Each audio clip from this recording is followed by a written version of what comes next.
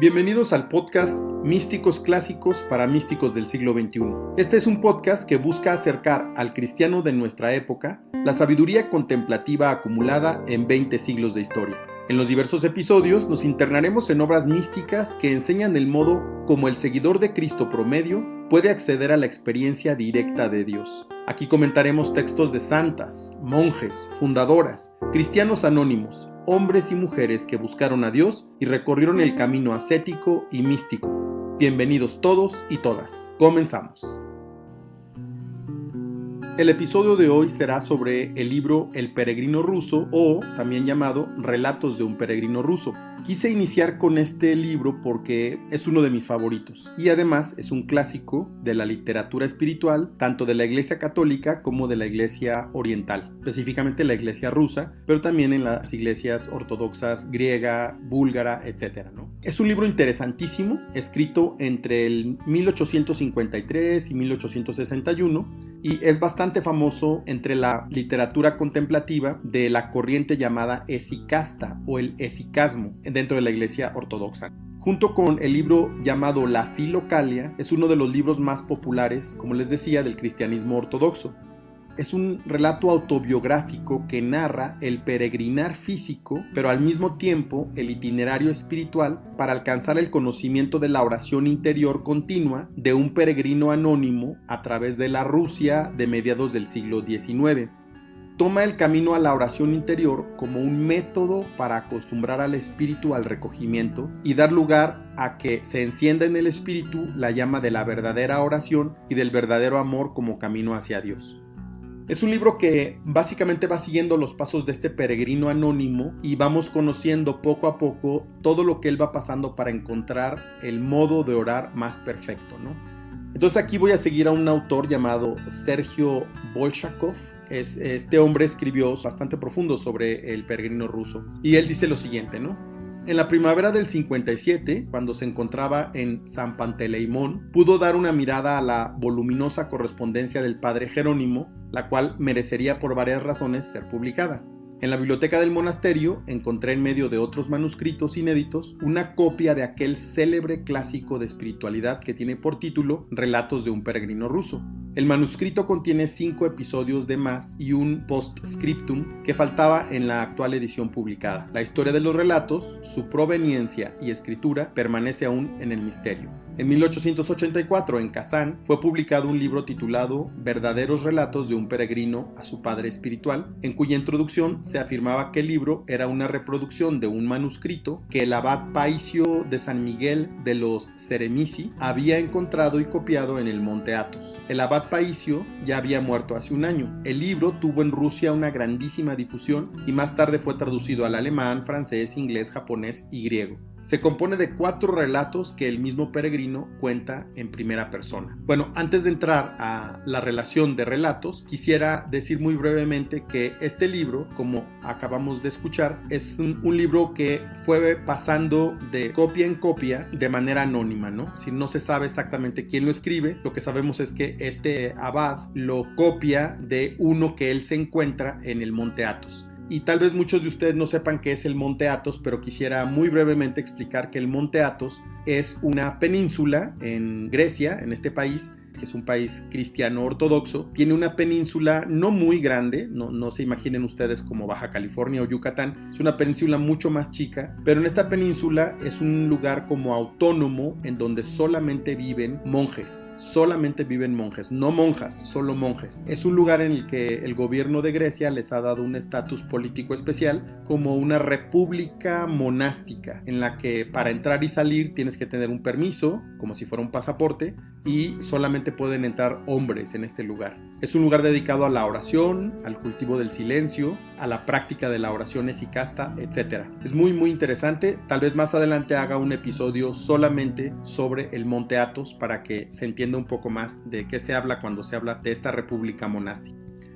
Ahora sí entramos a los relatos. Miren, en el primer relato El peregrino afirma haber entrado una vez en una iglesia y haber oído las palabras de San Pablo exhortando a la oración continua. Esto aparece en la primera carta a los Tesalonicenses 5:16. El peregrino, curioso de conocer cómo se puede orar incesantemente, les pide explicación a teólogos, sacerdotes y gente culta, pero de ninguno queda satisfecho. Finalmente encontró a un hombre que le da a leer la Filocalia, que es un libro muy famoso y también muy importante para la tradición ortodoxa, y le dice que rece 3000 oraciones al día de la oración de Jesús. Realizando este ejercicio en pocos días, el peregrino recibe del monje la orden de recitar 6000 y luego 12000 hasta finalmente rezar sin tenerse que ocupar ya más del cálculo y sincronizar su oración con la respiración y el latido del corazón según el modo de los esicastas. Y a medida en que progresaba en la oración, el peregrino notaba en sí un cambio de ánimo. Y estas son las palabras del peregrino. Dice: si durante el día se me acerca al encuentro alguien, cualquiera que fuese, sin que yo le dijera una palabra, lo sentía cerca de mí como una persona querida de la familia. Mis pensamientos comenzaban a calmarse, mi atención a concentrarse exclusivamente sobre la oración, y mientras mi mente se adhería a ella siempre más, mi corazón por momentos experimentaba sensaciones de calor y una satisfacción especial. El largo oficio monástico comenzó a parecerme breve y no me cansaba como antes, y mi choza solitaria semejante a un magnífico palacio, y yo no sabía cómo agradecer al Señor por haber mandado a mí, miserable pecador, tan buen maestro. Pero después muere este maestro. El peregrino consigue que su Filocalia se la regale para continuar el estudio sobre la oración y su experiencia mística se profundiza cada vez más.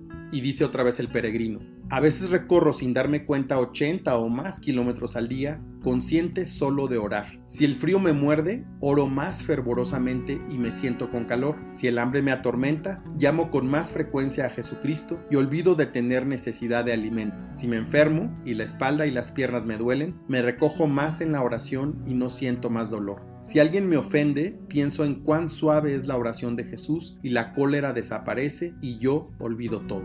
Pasamos al segundo relato. En el segundo relato, el peregrino narra su decisión de ponerse a estudiar seriamente la Filocalia. Él se va a Siberia, lugar de los grandes místicos de la primera mitad del siglo XIX. Y otra vez escuchamos sus palabras. Dice: durante el viaje, sentía que la oración estaba pasando al corazón. Dejé por esto de orar con los labios y me concentré en el corazón, considerando esto, conforme a cuanto me había sido aconsejado por el difunto maestro. Sentí dulzura en esto.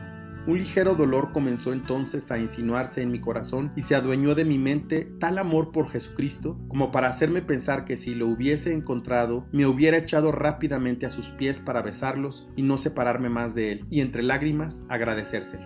En aquel periodo leía también mi Biblia y me di cuenta que comenzaba a entenderla mejor y que muchas cosas no me parecían ya extrañas e incomprensibles como antes. Los santos padres tienen razón en decir que la Filocalia es la llave de los misterios de la Sagrada Escritura. Con su ayuda comencé a entender en parte el significado escondido de la palabra de Dios y a darme cuenta qué es el hombre interior, la verdadera oración, la adoración en espíritu, el reino que está dentro de nosotros, la oración inefable del misericordioso Espíritu Santo. Y me pareció más claro el sentido de las palabras: ustedes permanezcan en mí, y aquello de denme su corazón. Entendí mejor qué significa estar revestido de Cristo y la promesa del Espíritu, y cuál es el anhelo del corazón que invoca Abba, Padre. Todas las cosas circundantes, árboles, pájaros, hierbas, tierra, aire, luz, se me presentaban bajo una luz maravillosa, creadas para el hombre como testimonio del amor de Dios por él y que glorifican al Creador.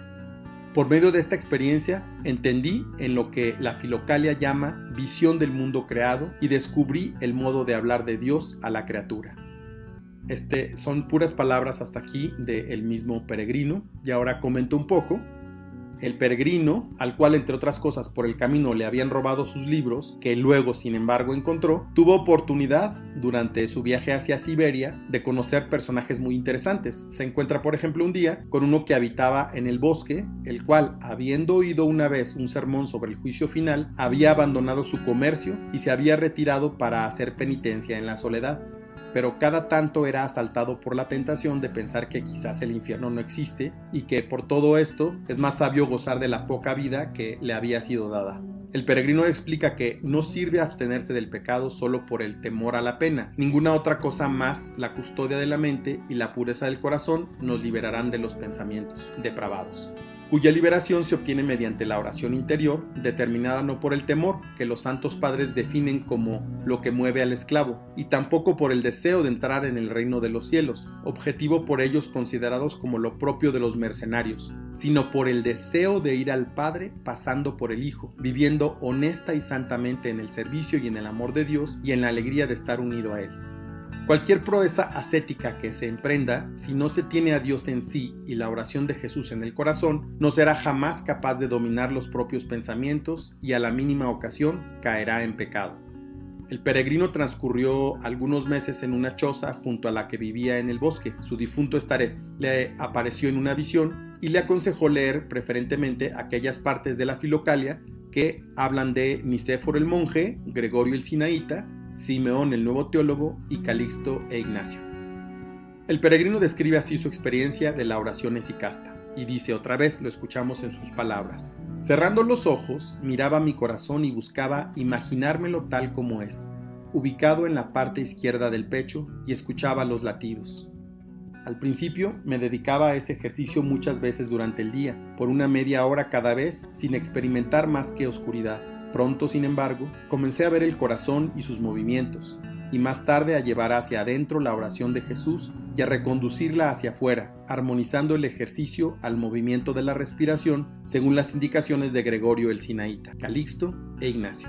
Mientras inspiraba y teniendo siempre la mirada de la mente fija en el corazón, pronunciaba mentalmente las palabras: Señor Jesucristo, y en la expiración decía: ten piedad de mí. Primero me ocupaba de esto por 1 hora o 2 al día, después por mucho más tiempo, hasta ocuparme en esto casi todo el día. Si me venía pesadez, pereza o dudas, me ponía de inmediato a leer los pasajes de la Filocalia acerca de la actividad del corazón y me volvía el deseo de la oración. Al cabo de 3 semanas, una especie de dolor se adueñó de mi corazón y también una agradabilísima sensación de fervor unida a la alegría y a la serenidad.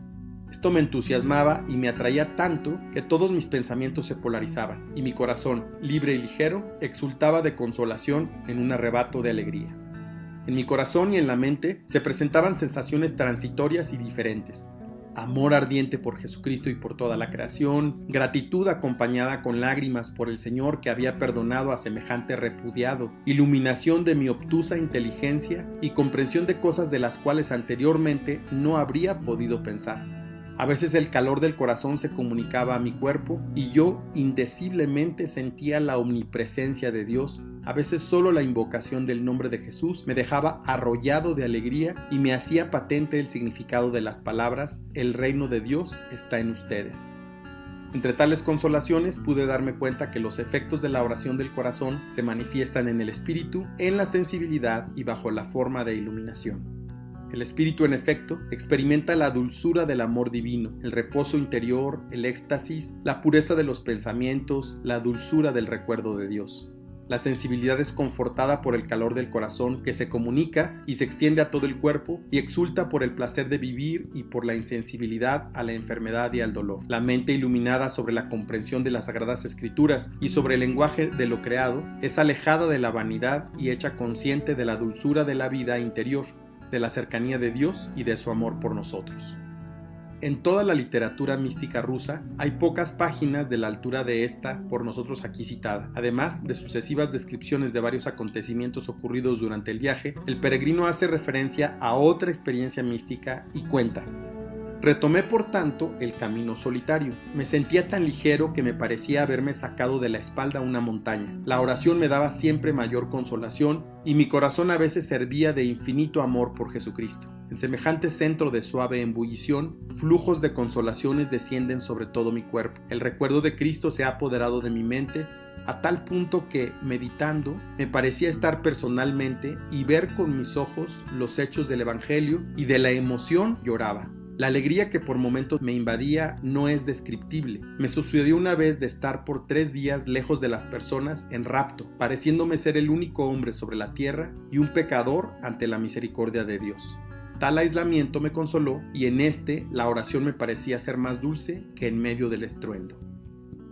Bueno, pasamos al tercer relato. El tercer capítulo contiene la autobiografía del autor. Él dice que fue un campesino de la provincia de Orel, el cual, quedando huérfano junto a su hermano, fueron criados por el abuelo, un hombre anciano y piadoso que hacía de posadero y tenía una predilección por el segundo de los nietos, el futuro peregrino, a quien le enseñó a leer y escribir y le dejó todos sus bienes. El mayor de los nietos era por el contrario un borracho, el cual, en un arrebato de violencia, le había roto la mano, dejándolo inválido de forma permanente.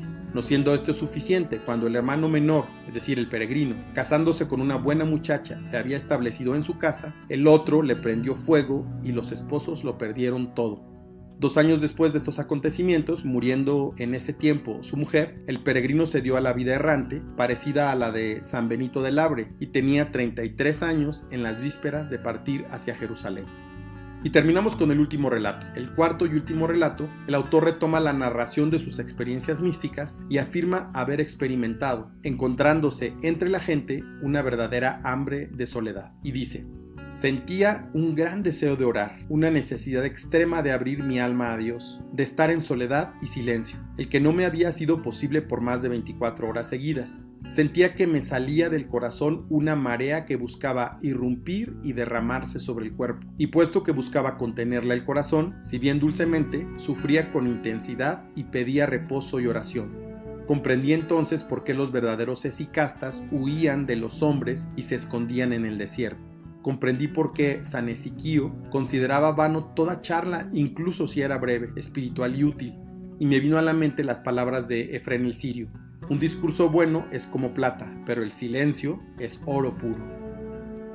Por último, escuchamos este pasaje, dice: la oración del corazón me era de tal consuelo que yo no podía imaginar a nadie más feliz sobre la tierra, ni imaginarme un gozo mayor que nos fuese reservado en el reino de los cielos.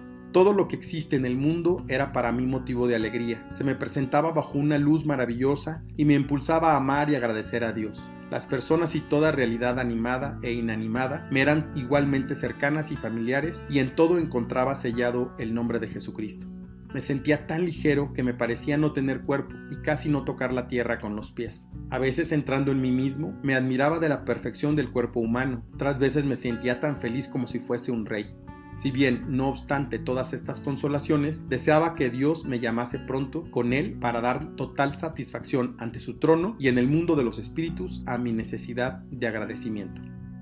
Bueno, pues podríamos continuar. Este texto es un texto precioso, valioso, muy recomendable su lectura. Con esto quisiera terminar porque no terminaríamos. Habría muchas otras cosas que contemplar, que ver en este relato, pero por ahora aquí vamos a dejarle. Espero que estos 20 minutos de acercamiento al libro de los relatos del peregrino ruso sean suficientes para que te acerques a este libro. Lo muy bueno acerca de este libro es que podemos conseguirlo totalmente gratis. Está en PDF en cualquier lugar que lo busques, en cualquier buscador. Así búscalo, los relatos del peregrino ruso o simplemente el peregrino ruso, y va a salirte por ahí en cualquier buscador. Pues terminamos este episodio y vamos a continuar con los siguientes. Bendiciones para todos.